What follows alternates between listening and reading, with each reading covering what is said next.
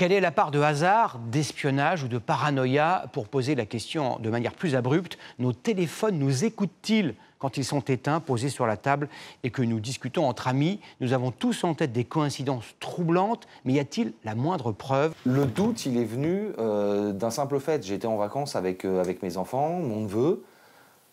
On a parlé d'une certaine marque de polo, assez célèbre. 3 jours plus tard, je reçois des notifications, je reçois des publications suggérées de cette fameuse marque. Depuis, il en est convaincu. Son téléphone l'espionne. Alors, il a porté plainte contre le fabricant. Comme lui, 14 000 personnes ont décidé d'exercer une action collective contre Apple. Elles estiment avoir été écoutées sans leur consentement.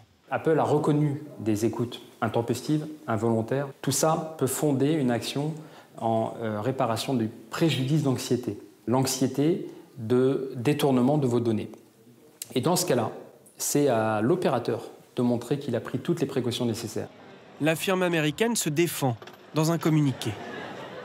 Apple n'a jamais utilisé les données Siri pour établir des profils marketing, ne les a jamais rendues disponibles pour la publicité et ne les a jamais vendues à qui que ce soit, pour quelque raison que ce soit.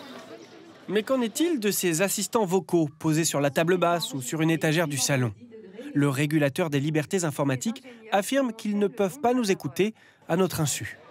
Ce serait techniquement complexe à mettre en œuvre et très cher en ressources. On a par exemple le sentiment qu'on a parlé d'un voyage en Grèce avec des amis il y a quelques jours et que quelques jours plus tard on voit une pub pour le voyage en Grèce. On va se dire que c'est parce qu'on a été écouté, alors qu'en réalité, si on a parlé de ce voyage, c'est parce qu'on avait fait des recherches la veille sur un site d'une agence de voyage.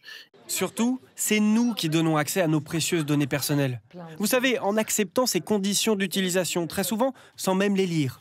Les mouchards, ce sont donc les applications